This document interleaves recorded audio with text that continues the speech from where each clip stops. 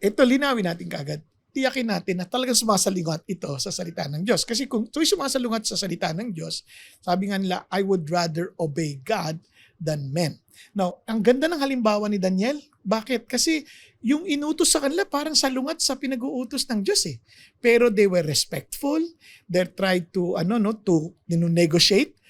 Tiningnan nila yung common objective nila, which is for them to be healthy, di ba? So, doon siya nag-focus, hindi doon sa law. Kundi, tulungan kitang makita mo kung yun ang objective mo, i-test mo kami in 10 days, di ba? And true enough, the Lord supported them. Tinulungan sila ng Diyos, they became even 10 times better than the rest, di ba? Kaya nakakatuwa yung ganung sitwasyon. Kaya ganun din sa kanila. Tingnan natin, if we feel na hindi to ayon sa salita ng Diyos, then let's appeal kung pwede. Then let's find out where the Lord will lead us. Kaya ang Diyos ng katalinuhan will teach us what to do.